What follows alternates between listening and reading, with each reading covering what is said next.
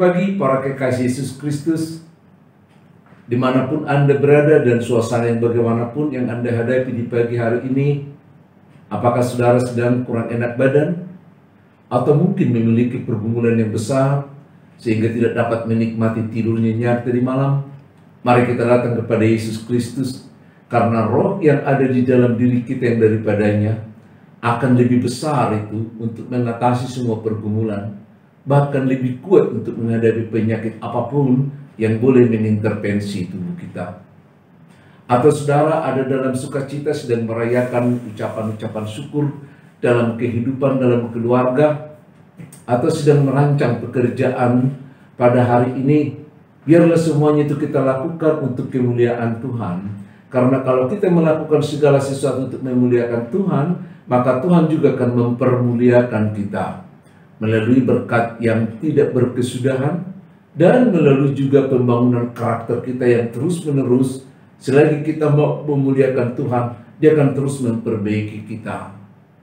Saya Pendeta Wilson Tuning dari GKP Rawamangun menyapa kita sekalian melalui firman Tuhan yang tertulis di Kisah Para Rasul pasal yang pertama ayat yang ke-8 sehubungan dengan hari kenaikan Tuhan Yesus.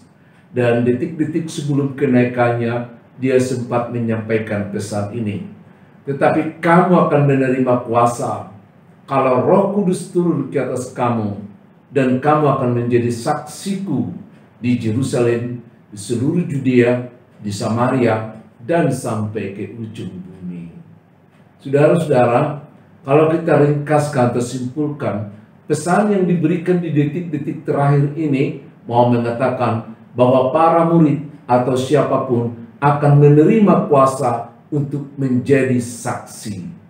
Karena bersaksi ini memang tugas dan tanggung jawab kita, tapi kita harus menerima kuasa dari Tuhan. Karena kalau kita tidak menerima kuasa dari Tuhan, bisa-bisa nanti kesuksesan kita yang kita ceritakan, yang kita saksikan, kemampuan kita, kehebatan kita dan lain sebagainya, sehingga ada rasa proud, ada rasa sombong.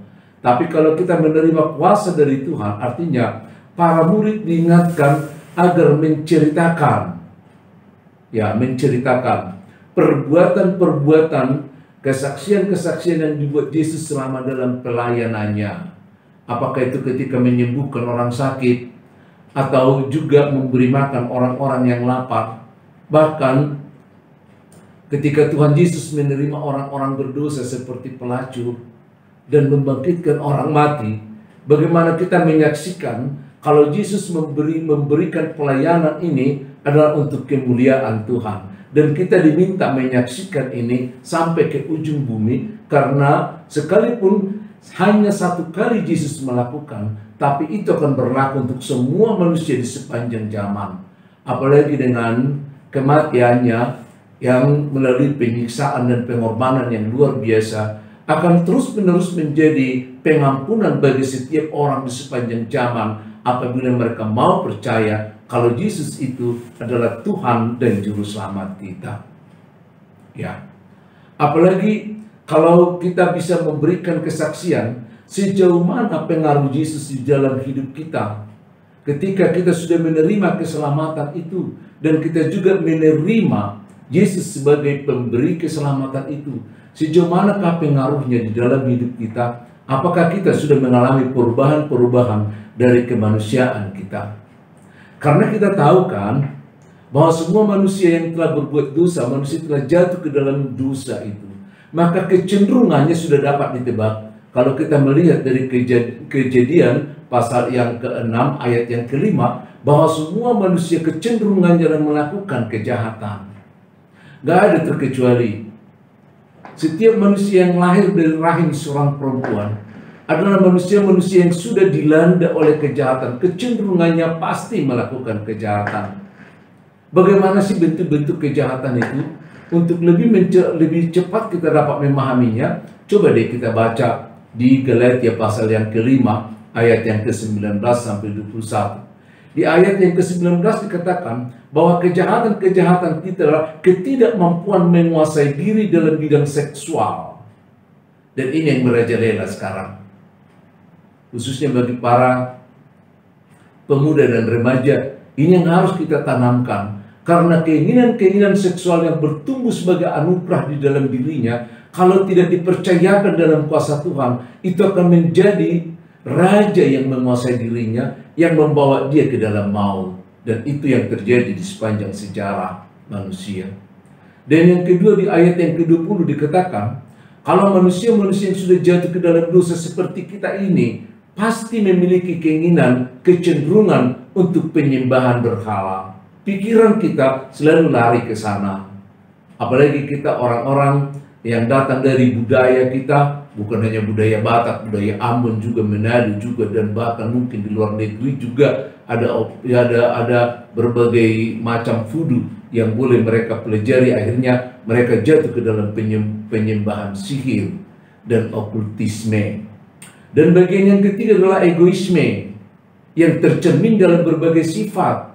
Kalau kita melihat di ayat yang ke-20 dan sampai ayat yang ke-21 dari Galatia yang kelima ini, ada 10 sifat dari egoisme kita yang tercermin, yang keluar dari kehidupan kita, yang terus-menerus bahkan tidak bisa kita kontrol. Satu diantaranya perseteruan, keinginan kita untuk berseteru, keinginan kita untuk berselisih. Dua ya, ada yang ketiga iri hati. Orang lain diberkati Tuhan, kita yang iri setengah mati. Ada juga penguasaan amarah yang luar biasa, sampai kita tidak mampu menjaga diri kita dan mengontrol emosi kita. Ada kepentingan diri sendiri yang luar biasa. Ada keinginan percideraan, melukai orang lain, mematikan orang lain, yang terus-menerus terjadi di tengah-tengah dunia ini. Yang ketujuh ada roh pemecah, suka memecah-mecah orang lain. Kita tidak suka mereka bergaul, kita tidak suka mereka rukun, tapi seringkali kita ingin memecah, kita dengki di bagian yang ke-8. Ya, kalau kita dapat berkat juga kita suka bermabuk-mabukan dan pesta pora. Itu di nomor 9 dan nomor yang ke-10 dari Galatia 5 ayat yang ke-20, 21. Inilah cermin kehidupan manusia yang ada di dalam dosa, dan semuanya ada di dalam belenggu ini. Tak satu pun yang boleh lepas dari situ. Kecuali kalau kita sudah diselamatkan dari situ, artinya diselamatkan dari dosa kita, maka kita berubah. Itu sebabnya istilah homo homini lupus yang dalam bahasa Latin adalah manusia adalah serigalanya manusia, gitu ya. Homo homini lupus. Karena manusia itu selalu berperang dengan sesama manusia. Yang satu memakan yang lain, yang tinggal akan memakan yang lain, dan sampai habis semuanya. Ini pertama kali dicetuskan oleh pencetusnya adalah Plutus dari dalam karyanya Asinaria tahun 195 setelah Masehi. Dan kita juga melihatnya ini sering kali diperdebatkan, karena manusia itu adalah serigala bagi sesamanya, baik dalam bentuk korporasi atau dalam bentuk institusi, negara dengan negara, suku dengan suku, bahkan pribadi dengan pribadi, saling cabik-mencabik. Lihat, perbudakan-perbudakan tumbuh di tengah-tengah dunia dari dulu, karena kita memang tidak menghargai manusia itu sebagai sesama manusia. Egoisme kita terlalu tinggi. Oleh karena itu muncul juga istilah yang baru dulu, dikatakan homo homini socius. Manusia itu adalah teman bagi sesamanya. Inilah yang dikembangkan oleh Thomas Hobbes ya pada tahun 1651. Homo homini lupus yang dikembangkan oleh Thomas Hobbes adalah datang dari bapak yang kita hormati sebagai ahli filsafat pada waktu itu, yang mengatakan homo homini lupus ini. Dan inilah yang sering kali diperdebatkan di dalam kehidupan kita. Maksud kami, semua manusia yang belum diselamatkan dalam Yesus Kristus, maka kita akan berhadapan dengan sifat-sifat yang dikembangkan tadi, di mana keinginan tubuh yang tidak mampu dikuasai, sehingga perkembangan seksual itu sangat luar biasa. Kalau kita baca di Roma pasal yang pertama, ayat yang ke-12 sampai ayat yang terakhir, di mana manusia tidak puas lagi dengan lawan jenisnya, tapi harus menjadi dipuaskan oleh sesama jenisnya karena mereka jauh dari Tuhan. Itu nanti akan kita perhatikan dan selanjutnya yang kita lihat di situ. Oleh karena itu, salah satu bentuk kesaksian kita di hadapan Tuhan. Kalau kita sudah menerima keselamatan dari Yesus Kristus dan telah menerima Yesus Kristus sebagai penyelamat kita, tentu kalau kita menerimanya, kita memberi kesempatan kepada Yesus Kristus menguasai diri kita, sehingga ketika diri kita dikuasai, maka sifat-sifat di dalam keberdosaan tadi akan diintervensi, sehingga kita tidak lagi menjadi homo homini lupus. Kita tidak lagi menjadi manusia, menjadi serigala terhadap sesama manusia, tapi kita sudah menganggap orang lain menjadi lebih utama dari kita. Itu yang dikatakan dalam Filipi pasal yang kedua, ayat yang ke-3b dikatakan, sebaliknya hendaklah dengan rendah hati yang seorang menganggap yang lain lebih utama dari dirinya sendiri. Tapi ini hanya boleh, tapi ini hanya dimampukan apabila kita menerima kuasa dari Tuhan untuk mengerti firman-Nya dan menyaksikan perbuatan-perbuatannya di dalam diri kita.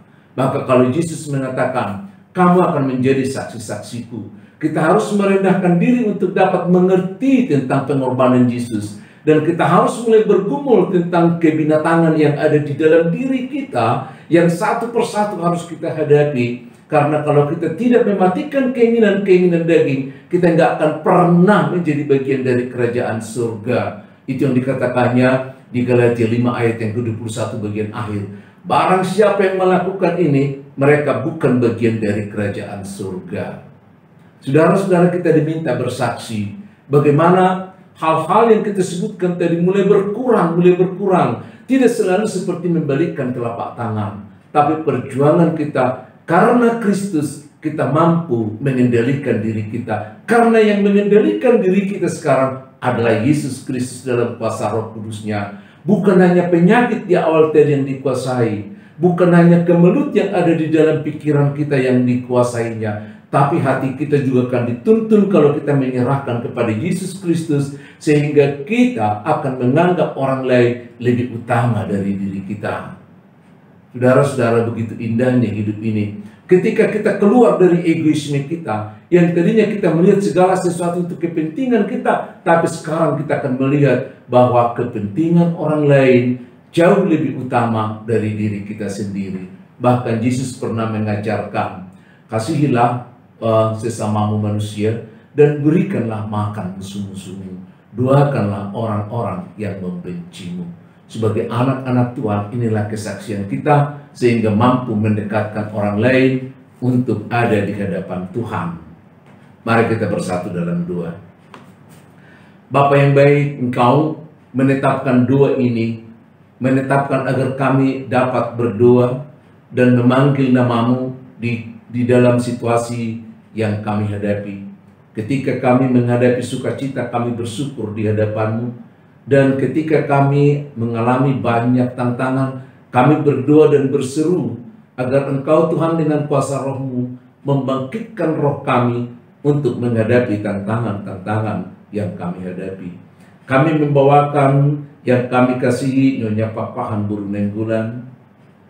Kami juga membawakan Nyonya Sirait Buru Sinaga, Nyonya Penatua Hutauruk Buru Sihoping, dan yang kami kasihi Nyonya Perisa Sinaga Buru Siagian yang sudah lama menderita penyakit kanker dan sudah puluhan kali mengalami pengobatan, namun dia tetap Tuhan bertahan dalam kuasa Tuhan dan menyerahkan dirinya, dan dia melakukan dengan telaten, dengan disiplin pengobatan dalam nama Tuhan. Biarlah Tuhan Engkau menjamahnya. Kami juga membawa Penatua Emeritus Nyonya Lubetubing Buru Situmeang yang juga Tuhan sedang mengalami penderitaan penyakit yang melemahkan bagian tubuhnya sehingga dia hanya dapat terbaring tanpa mampu mengangkat kepalanya. Tuhan, kami bawa semuanya ke hadapan-Mu. Biarlah Engkau yang bekerja, biarlah kuasa Roh-Mu Tuhan yang bekerja di dalam diri, dalam hati, dalam pikiran orang-orang yang kami sebutkan tadi, yang kami kasihi. Kami mengasihinya karena persekutuan di dalam nama-Mu. Kami merasa wajib mendoakan mereka karena Engkau Tuhan mengatakan bahwa mereka lebih penting dari diri kami. Kami membawakannya sebagaimana Tuhan menyertai kami. Kami yakin kalau Tuhan menyertai mereka. Kami juga yakin sebagaimana Tuhan menyembuhkan kami dari penyakit, kami juga yakin kalau Tuhan mampu menyembuhkan mereka. Dan ini perkara kecil bagi Tuhan. Biarlah Tuhan terjadi bagi mereka apa yang hamba-Mu alami ketika menghadapi banyak penyakit. Tuhan, hamba-Mu merasakan kuasa yang daripada-Mu. Boleh jamahan tangan-Mu melunturkan semua penyakit yang ada di sekujur tubuhku. Biarlah juga peristiwa ini boleh terjadi bagi ibu-ibu yang kami bawakan dalam nama Tuhan, agar mereka juga mendapatkan jamahan nama Tuhan melalui jemaat-Mu GKP Rawamangun, di mana kami bersekutu dan hamba-Mu diutus untuk mendoakan mereka. Tuhan, kalau aku berdoa adalah atas nama jemaat ini, karena kami prihatin atas penyakit yang boleh mereka hadapi, tapi kami tahu juga bahwa kunci penyelesaiannya ada di dalam Tuhan. Bertindaklah Tuhan, karena kami yakin Kau akan melakukannya, dan kami tahu saat Kau bertindak semuanya akan selesai. Dalam nama Yesus Kristus kami berdoa dan mengucap syukur. Amin.